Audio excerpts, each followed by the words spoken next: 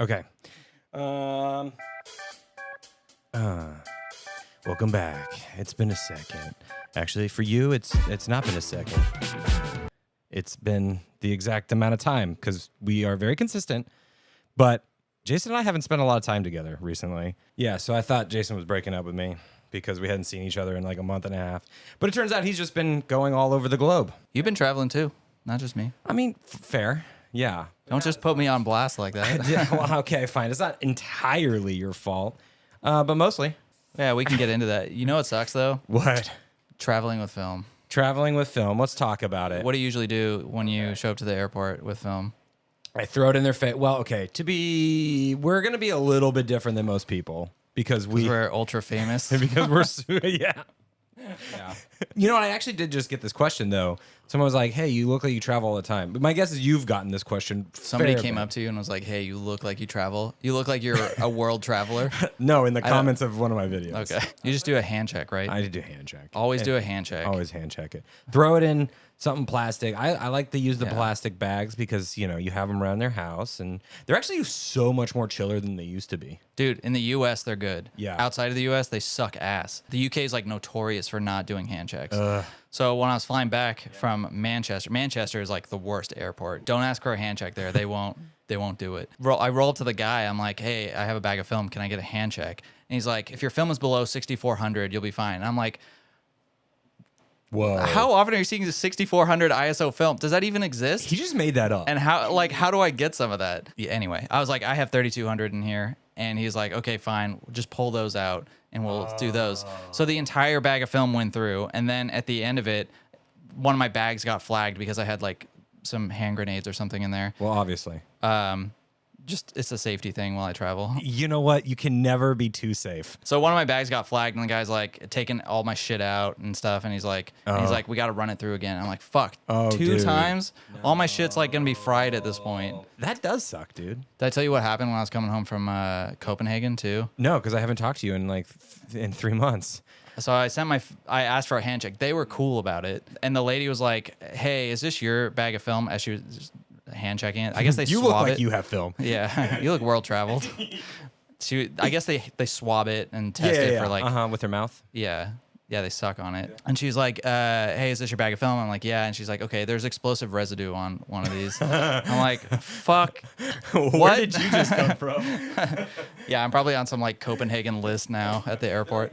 I was like, "Oh, that's weird. I've never had this problem before. What do we do?" And she's like, "Well, this is film, right? So it's probably some darkroom chemicals that are left over." Well, on the outside, I'm like, yeah, that's probably what it is. But I'm thinking to myself, I've never been in a dark room, at least not lately. So yeah, that's exactly what it was. She was like, "It's probably fine," and just let me through. Anyway, so I hijacked the plane. Yeah, with the one roll of explosive 800T. Speaking of 800T. Oh, you want to get into that? I mean, I just said it, so it's a good segue. WTF is happening. Do you know information? Do I know information? Does anyone know information? Yeah. Should we run through it and just, because maybe there's people that don't know what's going on. We just be as objective as possible. And then at the end, give our opinions. Yeah, okay. Yeah, talk shit. Whatever. Yeah, okay. Okay, so Cinestill is the company that's kind of at the heart of all this. They're known for, they make Cinestill 800T, 400D, they DWXX. Yeah, so they're not the ones actually making the film. I think it's public knowledge that they buy master rolls from Kodak, master rolls of cinema film from Kodak, and then it's kind of unclear if they remove the remjet or if they're just buying it without the remjet nowadays.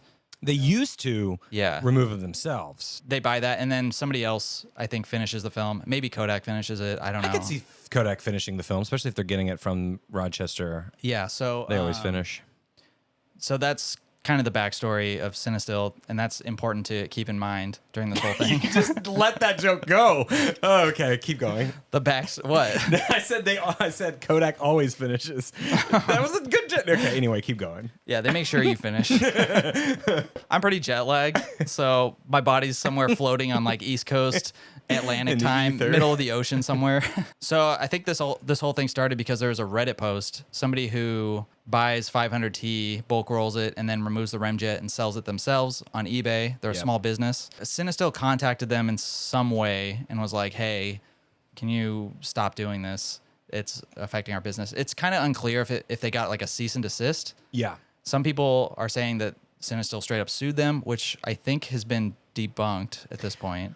I mean, that would be kind of totally shitty if they were just like, yo, boom, we're going to sue you without like the formal letter first, you know? I mean, I don't know how that shit works. Yeah, so it was a small business, and they posted on Reddit saying Cinestill contacted them, told them to stop. And because they did, and that post blew up, Cat Labs also posted something and said that, or Cinestill tried to sue them, or is in the process of suing them or something like that. Okay. So now the entire film community is like, hold on, this is kind of shady. What's Cinestill doing? The problem is, I think Cinestill is trying to lay claim to 800T being like a trademark of theirs. And a lot of people are upset that 800T is actually like a descriptor, not so much like a name for something. Yeah. 800 ISO tungsten. It'd be like Disney trying to like trademark the word movie. Like movie is a descriptor of their product. Exactly. That's or pile of shit. Yeah. You don't like Disney movies? No, not that I don't like Disney movies. I think they just make cookie cutter things, and I'm kind of sad at how they're treating the Star Wars universe. But that's a different topic for a different podcast called Mamiyamigos. We'll figure it out. We'll workshop it. Okay, so the community is upset that they're trying to trademark 800T. Totally. Or maybe they did trademark it.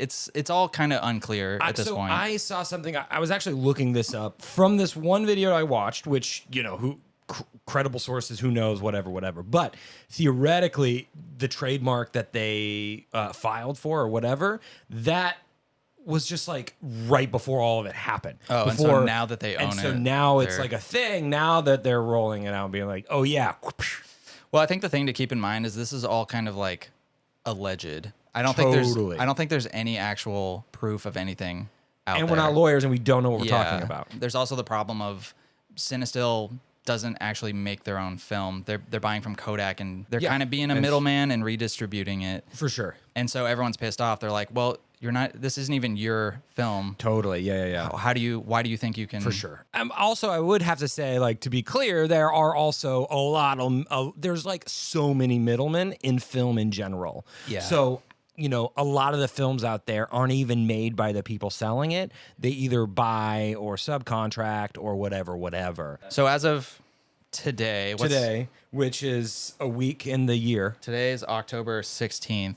Yeah. Cinestill they haven't like publicly said anything about it. Yeah. They have said in like comments and private DMs and stuff. Oh, really? That they haven't sued anyone. It's all just defamatory language. It's not good. It's not really good. Yeah.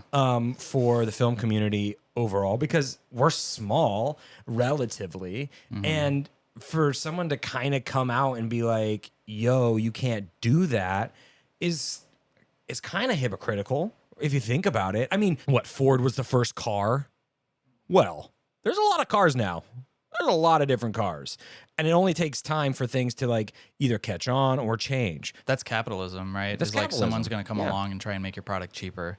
You Totally. just have to compete. Yeah, I'm kind of at a crossroads with how to feel about this. Like on the one hand, I really like the product that Cinestill delivers. Like the 100%. quality has always been like pretty solid. Especially recently, especially after all the growing pains. Yeah, we've had the chance to meet some of the people over there, and they're incredibly nice. Totally. But at the same time, like this is kind of shady. And it's not good. Yeah. I agree with what you were saying. It's like this isn't good for the film community. We should all be in this thing together, not trying to destroy. Totally. Yeah. You know? I mean, I kind of think of it as like you have America, which is massive, and then you have, you know, the rest of the world over there. And I think that's a very American way to look at it. Sure.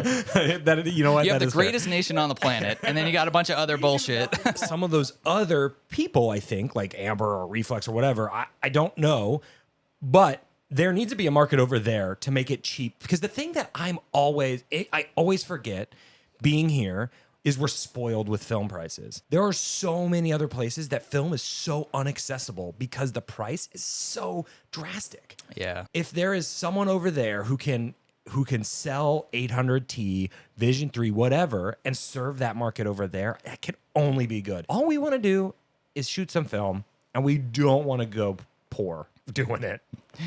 I think the counter argument to that would be, why not just shoot digital if you don't want to go broke? Well, okay, fair.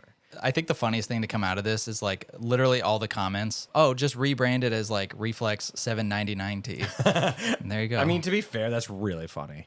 Yeah, that'd be great. 100%. I'd buy a shirt that says 799T. Yeah, we should make those. That'd be really funny. Mamiyamigos 799T. I mean, someone said in that video that I watched too that like 800T is not even a new name. Like it's Kodak at one point had 800T. Oh, did they? Film or something like that. Yeah. So then I guess the big question is, are you going to stop? Are you going to stop buying 800T or supporting cinestill? I don't know. To be honest with you, I haven't shot cinestill in like a while. I've kind of been on the ECN2 train, and I've been shooting a lot of 250D. I shot a roll of 500T, which is 800T. Yeah. And I liked it a lot better, to be honest. It is more of a pain in the ass to get developed, but Right, because you can't go through your normal. yeah. Cinestill 800T is good for like those projects where you're like, I need an easy turnaround, C41, that sort of thing. Yeah, What about totally. you? Are you gonna stop? I have 400D in my fridge right now, and I might shoot it at some point. I'm still waiting for my 4x5. So Yeah, that's the thing, right? that's not going to be good for that either. I Like, wonder if this whole controversy pushes back 4x5, 400D Yeah. a little bit. Like they could have been done with it already, and Yeah. they're like, well, maybe now's not the best time to drop it. to drop it. Yeah. I mean, honestly, it is though, because if they want to really like get the customers back, they probably should deliver on the promise of the 4x5. Like a lot of people bought 4x5. Wouldn't you want to like push out the thing you said before you would be like, oh, hey, Yeah, it was supposed to be 8x10, you know? delivered like November of last year, and Yeah, it's it's almost about a November year now. Yeah. I think it'll blow over. I think they're kind of fumbling this whole thing a little. Their Yeah. PR team is fumbling this Totally. thing a little Yeah. bit by not coming forward with like a statement or like explaining their reasoning for doing this. If they even did it, is the real question. I think there's no actual proof that this happened, but I think their PR team should address it, and they, as of today, they haven't. It would be really, really terrible if all these people coming forward about this whole situation were lying about it. Like that doesn't make sense to me, though. Is that what you're talking about? Yeah, I mean, I doesn't- don't think they are. No, I'm just- totally. from Cinestill's point of view, they say they haven't sued anyone, and I mean, that's the other thing, right? With transparency is always a good thing. a good thing. I don't know. It'll be interesting in the days going forward. See what happens. Like I said, Yeah. I like Cinestill. The people there are great. Totally. And they do some really cool stuff. I just think that, like I said, they're fumbling this whole thing. And honestly, we need more 800 in our lives anyway. 800 is Yeah. like the best stock ever. It's just like so versatile. Like not just their T line, just like Yeah. Portra, Lomo. we were talking about this Cinestill. the other day. Like, our fridges are so full. We were kind of in Atlanta. We were talking about this. Yeah. That we would just love to dump everything in our fridge Oh my God. and start anew. And it's like, what would we put in there? Yeah. For me, it would be like a ton of Lomo 800, Portra 800, Yep. 250D, Yep. What about your black and white stuff? What would you put in there? T-Max probably. A bunch of T-Max T-Max. 400? Yeah. What about you? Portra 800, Lomo 800, Ultra Max. Have you shot Delta, Ilford Delta? Back in the day, yeah. That's like their T-Max. Delta 400 or Delta? Both of them, 100, Oh. 400, and 3200. It's like, I don't know if it's their response to T-Max or it's just their version of T-Max. It's really clean, supposedly. I've never shot it, so I don't know. But I it's do like, have some 3200 that I want to try. yeah. Well, I don't know about 3200 will probably be pretty grainy. How can it not be? But I think Fair. 400 and 100 are like clean in the same sense. T-Max is really clean. Yeah. I mean, you just went to Harmon. Yeah. They were like, "Hey, what's up, buddy? Come hang out. Tell me more. Tell me more. We haven't talked about this." Literally a day or two ago, he got back. It was really cool. Saw the factory, how the sausage was made and everything. Do they grind up little Children. children? No, yeah, it was really cool seeing how everything was made. I'm doing a full video on it. I got to talk to like the R&D team, and Oh, cool. they turn the lights on. Like obviously when you make film, everything's You have done in to the have it dark. off. Yeah, so yeah, they turn the lights Yeah. on for a lot of stuff, and They ruined all your film. yeah, They're like, you know what? It's gonna be okay. This is just a few thousand rolls. it was a good time. I'm working on Cool. the video. It'll probably be out in a couple months as per usual. We just got back from Atlanta. We did. We went to Film Stock 2023 with KEH, Yeah. Beers and Camera, The Dark Room. I heard was great. it was a overwhelming success. You heard? I don't have like access to behind the scenes numbers. You know what I mean? Heard? You don't. I was do there. You think it was a success? I think it was a success. It was fun. That first Beers and Cameras was the biggest one they've ever done. I feel like we say that about all the Beers and Camera. Like they're always. What if the they keep biggest. getting bigger and bigger? Dude, that'd be sick. What's something that gets bigger and bigger? So, I took a Holga camera. Yeah. Shots did not turn out. They did not? They did not turn out. Oh, what Yeah. happened, dog? Everything was out of focus. It all worked. There's an image. I can Yeah. see it. Then the compositions aren't that bad. It was just all out of focus. I haven't shot Holgas in a while. Yeah. That was really my first go with everything. And when I first was shooting Holga, I wasn't also doing video. With a camera that like you actually, it's weird, you have to give more brain power to because you need to be like, okay, this tripod's 6 feet away from me. Okay, I'm going to turn it to the 6 feet mark.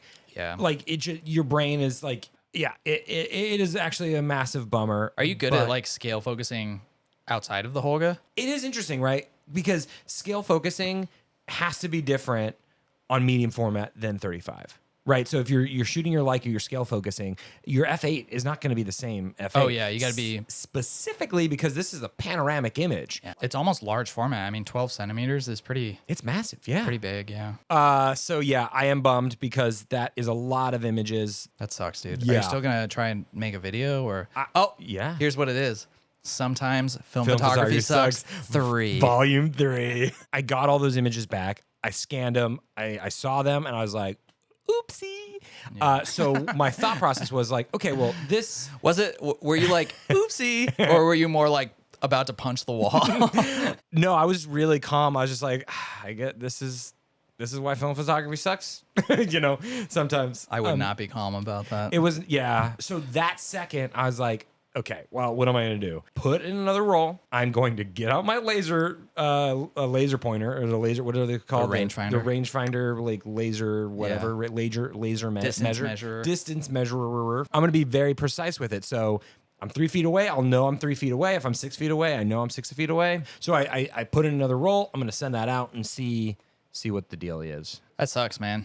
I did shoot 2 rolls on my M6 there, so I think my video is just gonna kind of change. Yeah.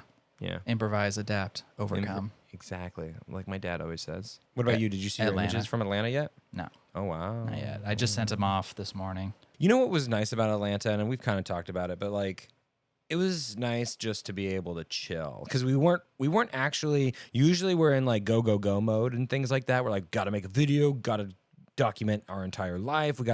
But this was like the first time, and I was like, I'm gonna take like 10 photos, and I'm not gonna get any footage of it. Maybe that sort of laissez-faire attitude is like why your Holga photos didn't turn out.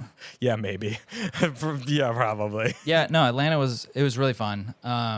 It was like the perfect pace of things. Like we didn't Yeah. have too much shit to do. We were tired at the end of every day, but It was nice because we hadn't seen each other in a long time there, so we just hung out a lot. Dude, we finally met Matt Day. How have we not talked about that so The far? legend, Matt Daddy Wow. Day. He's even cooler in real life. Yeah, than you think Matt on Day's YouTube. cool? Yeah. We Yeah, just like talked about random shit all the time. It was great. I really appreciated hanging out with him, and Yeah. it was cool meeting like the other faces too. Oh my God. B, Mike. Pauly, all of them were so cool. That's the thing that I'm always amazed by. All of those events we've had with the other people that they've invited, all of them are really awesome people. They're amazing. Yeah. Do you think they think that of us though? Probably not. No, right? we suck. Everyone is like, oof, those Don't guys. speak to me unless I speak to you. Yeah, Bitch. Yeah, well, when Jason's at those meetups, he's in the corner and he has a posse around him just to keep people away. Yeah. I don't think you can say that word anymore. Posse? Oh, I thought you said something else.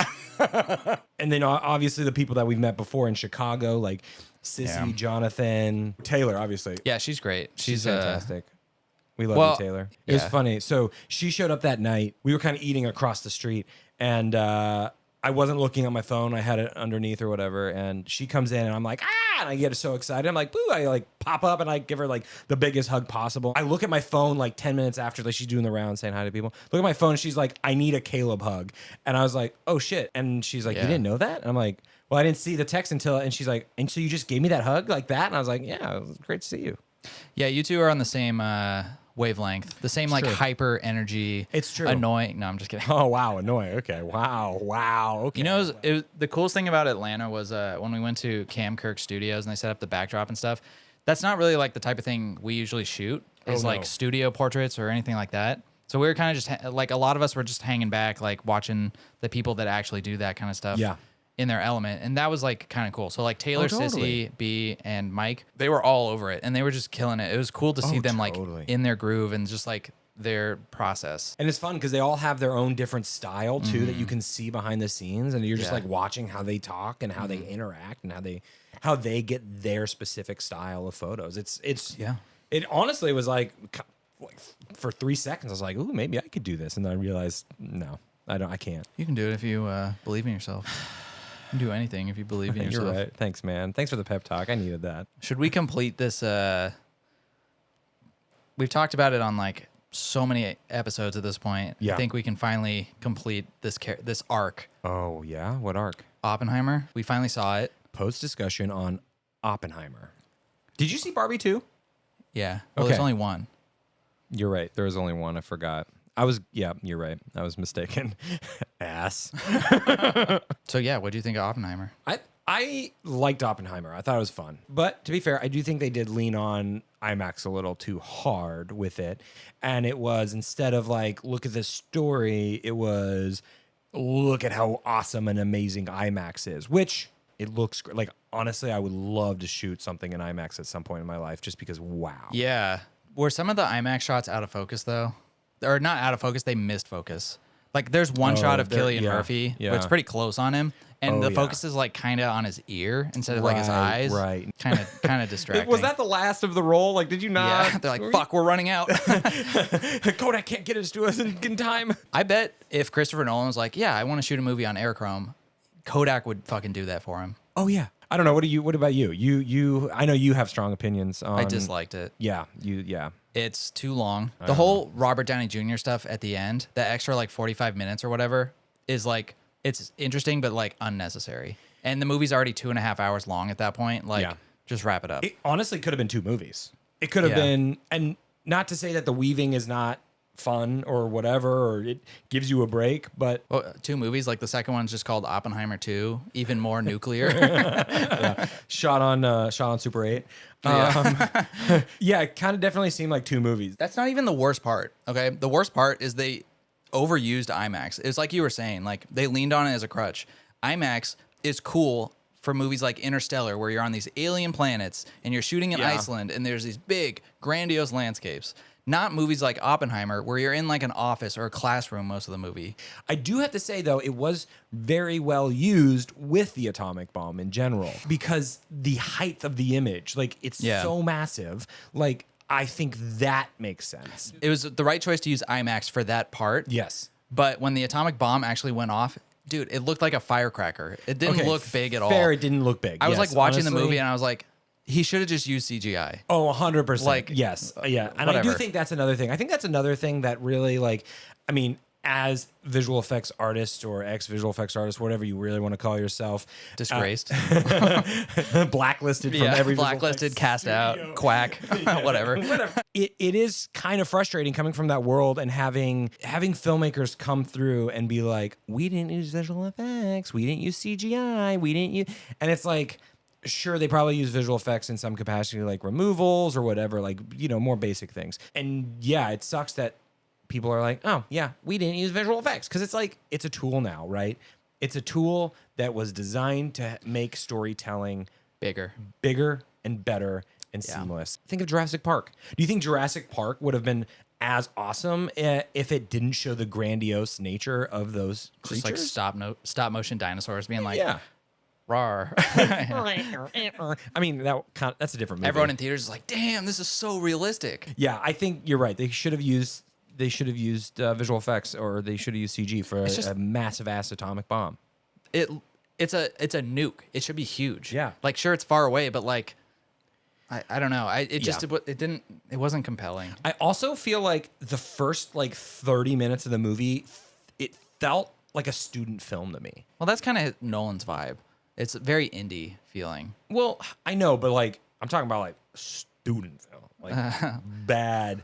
This might be a hot take. I just kind of feel like Christopher Nolan's fallen off. Dunkirk was fine. It wasn't that great. Yeah. He hasn't done a good movie since Interstellar, I think. Tenet, I strongly dislike. I know you hated Tenet. I like Tenet. I was just there for the ride. because that's all it is. Just Yeah, but so is Transformers. watch but like, and Rise of the Beast was dope AF. I wanted more beasts. it's a movie for babies. Yeah. Big robots. Yeah. fucking I'm each a other, explosions. Big baby. Honestly, the first Transformers with Shia LaBeouf was like, that was such a good movie. Oh no, it really was. That's a movie that you're along for the ride and you're like, fuck yeah, baby. I haven't seen the new ones. It's just like, it's so dumbed down. It's like Fast and Furious where they're driving cars in space. It's like, yeah. fucking A, man. I know, but like, come on, you're talking about robots in the shape of cars. But anyway, speaking of Oppenheimer, we're going to go see The Creator after this. Everyone's all hyped up about the FX3 being like a cinematic masterpiece. It's like, you could make The Creator too. You know what's funny though is like, yeah, people can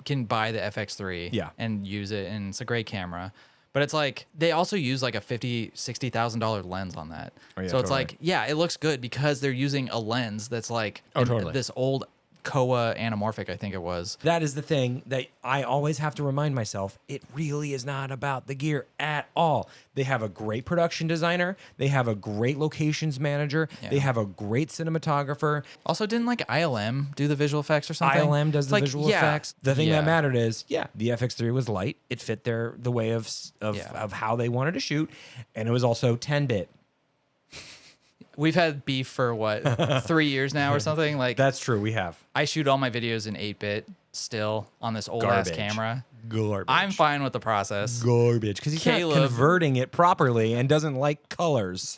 Caleb shoots all of his videos in 10-bit because he's with the times, I guess. And I just like the flexibility of the colors and not banding. Yeah, but when you upload it to YouTube anyway, you get banding because they compress not the as fuck much out of banding it. as the 8-bit. That's why anytime you see any of my footages, or if you watch a video of mine and it's in a dimly lit area and I flip it to black and white, it's because I'm using his garbage ass footage because it just makes it feel better. I don't think we should go into this debate on the pod. You know, The Creator's like 2 hours and 40 minutes or something, right? It's almost 3 hours long. I think so. I think. Damn, we're gonna get out of that movie at like 11 o'clock tonight. How long is The Creator? Calling mom. Never not be funny. Oh no, 2 hours and 13 minutes. That's Still long. It's a healthy runtime though, for sure. How long's our aerochrome movie gonna be? How long do you want it to be? I want it to be a good solid 1 hour and 25 minutes. We broke the story, guys. I know last episode, just the two of us, we talked about the aerochrome movie. We broke the story, and it's actually pretty exciting. It got me jazzed. Sounds like it did the same for him too. Who has time to make a movie, man? Dude, it's going to be fine. It's going to be... Let us know if we can take a break to make this movie. It won't have to be a long break, but I think it would be great. We got to give the people what they want. And I don't know what they want all the time, but I think this is what they want. Yeah. I'm pretty bad at reading what people want, but I'm sure this is what they want. Did you see the new Bigfoot footage? Yeah, I was the one who fucking put it on Instagram. I was the one who filmed that shit. You filmed it, yeah. No, but it was on my story. I was like, it's real. I thought it was debunked though. I think someone sent me a message being like, yo, they debunked that. It's just a dude probably in a costume, right? Yeah, Who's like, oh, the train goes by here at 12 o'clock every day. They said that it was like a local, like, you know how sometimes they have like Sasquatch or Bigfoot jerky or whatever, you know what I mean? Like a local shop that just sells Bigfoot stuff or whatever. It was a ploy by them to like, potentially drive up some, It worked. Oh, yeah, I showed the footage to Monica because he walks and then he crouches down. And Monica's like, is he taking a shit? But at the end of it, it was like, it just looks like a dude in a suit. Well, and yeah, if it probably it is. Yeah. But if it wasn't, that would be crazy. I mean, come on. Bigfoot, aliens? Oh, did you see the Mexican aliens? Right. I think it was in Mexico City. The guy lifted the box and there's like 2 aliens. No. Mummified aliens. No, you see that one? No, I didn't. Yeah, didn't they debunk that one too? Or something like that? Probably. It looks fake as shit. What if aliens came to Earth and they're like, hey, we just need a refuge. So the government installed this program that was like, every household gets 1 alien. And you get to teach it the ways of Earth. Oh my God. What are you teaching it first? Day 1. Ooh, day 1. Film developing. Yeah, so it can do it for you. When I was in Germany with Monica. Yeah. I developed and not me. He didn't take me, by the way. He didn't take. I told him to go and take me. But Monica does things that you won't do.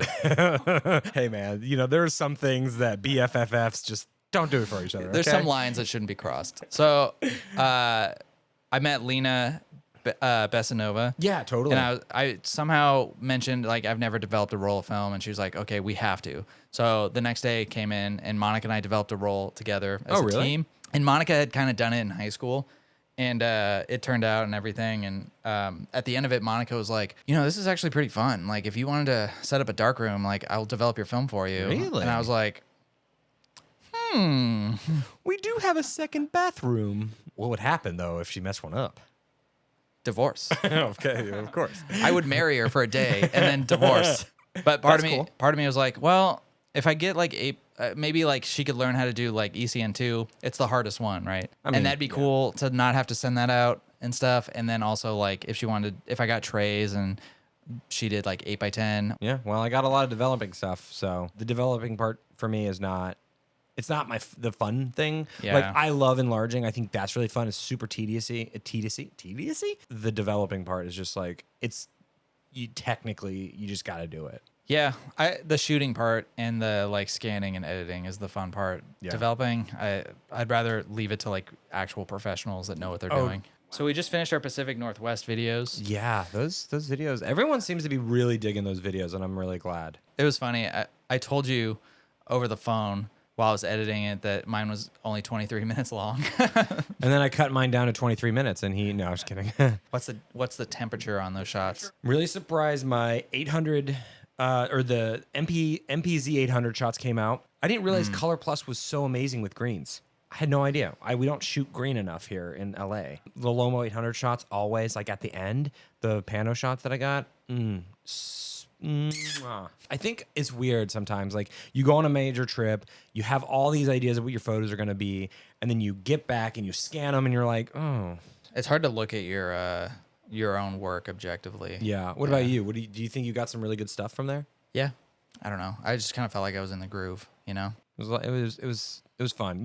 Thinking back to it retrospectively, oh my God, I feel like there was so many times there was like little clips that we didn't put in because it was just like, it makes no sense to a viewer, but it brings you right back there to be like, yeah, that was a little fun moment. Yeah. At the end of the day, I think the videos, it's only like 5 to 10% of the overall experience, There's so much left on the cutting room floor that's like, it wouldn't make sense for the story of the video, or like it's just little inside jokes or something. Oh, totally. Went to New York, went to BFC. It was their big one, right? The one they did last year was like huge, and they were trying to do it again. Was massive. Yeah. This year got rained out, unfortunately. So things had to happen. In a weird way, met Tim Ryugo in real life. I met him once before at a wedding thing, which was crazy. It was just fun to be at BFC too. Honestly, being around Ben again made me want to shoot more Polaroid. I mean, I suck at it, and the shots are always garbage, but it makes me want to do it. You can get better at it, probably. Your first rolls of film probably weren't the greatest things on the planet. Fair. Unless you're just a maestro. Maestro? Master. I think it's maestro. Maestro? Maestro. Yeah. A maestro at it. Isn't that just like a conductor? A maestro? I thought that was a conductor. Oh, okay. I don't know. It's not like you're a Renaissance man. I mean, I had some pretty good bangers at the beginning. It's something I can never replicate again. What's funny? The first roll of film I shot, there are some shots on that are like so good, and I've never been able to shoot anything half as good as that ever again. Yeah, it sounds like New York was cool. You want to go back next year? Yeah, I'll go back next year. It's a lot of fun. It was really cool to stay somewhere that wasn't so far away. Yeah, staying in Jackson Heights. Yeah, Jackson Heights is not the move. I do have to say that I am tired of going to New York when it's raining. I don't know. I kind of liked it when we were there in January. It snowed for like a second. Well, yeah, yes, exactly. But then I had to throw my shoes away because it smelled like garbage-ass New York streets. It would be really nice. I don't want to sweat my balls off. But like I also, well, it's one or the other, dog. Is it? Because like I feel there were probably days that are pretty nice there. It's so crazy how we have so many friends in New York too. Yeah, everyone's in New York, except us. Except for us. Yeah, how's wedding planning going? We're like 2 weeks out. Yeah, it's kind of funny. I was thinking about this too. Like on the way here, we started the podcast at the beginning of the year when I knew I was getting married, and now we're gonna basically end the year. Like this whole time has just. It's right here. Season 1, Mamiyamigos, the wedding series. I don't want it to be true, but I might have to skip a video or two just because it is getting to that point. There's a lot of like orchestration that needs to happen. So you're setting it up yourself? No, and yes. We're gonna Yeah. have to set up the photo booth. Yeah. So that's. Oh, yeah. I'm doing it? Oh yeah, you're doing it. Tomorrow I'm going to meet Phil Right. to get the Pentax 672 for Trev. Got to get our marriage license next week. Yeah. Just What if your license gets denied? They're just like, I just can't see it. That's exciting. I mean, I'm sure you'll be relieved when it's over, but yeah. I'm sure someday you'll look back to and be like, yeah, it was, the lead up to it was exciting too. And so on and so forth. Totally. What is for dinner? I don't know. There's what's for dinner? Chicken, beef that's cut off the body. I don't know. Isn't most beef cut off the body? I don't remember, man. I ate it like half a year ago. Cake is gonna be yum. There's a lady out of Camarillo making some yummy ass cake. What kind of cake? I don't remember. I swear to God, if there's lemon in it, I swear to God, I'm not showing up to that fucking wedding. show up at all. I don't know what kind of cake. Okay, I'm jealous because everyone seems to be having art shows or photography shows. New York has this film community that is like bolstering. I feel like it's just there. I feel like LA needs that. We have it, but I feel like there needs to be. There could be more. The hard part is like the space will cost money. So how do you not just spend thousands of dollars just to have an art show? Why don't you just do two birds with one stone? Invite everyone to your wedding and just do like an art show there. Sure. You heard it here first, folks. Everyone in LA who wants to come to Caleb's wedding, just show up. Just show up. We got plenty of food. We got plenty of food. Well, I guess that might be it. Is that it? Are we done talking? I think that we covered everything. Yeah. Everyone wants more of these. Every single person's like, when are we getting? It's just so hard. It's just so hard. Yeah, I don't think I have time. Well, yeah. Plus, we have to go to a movie. So I'll see you guys later.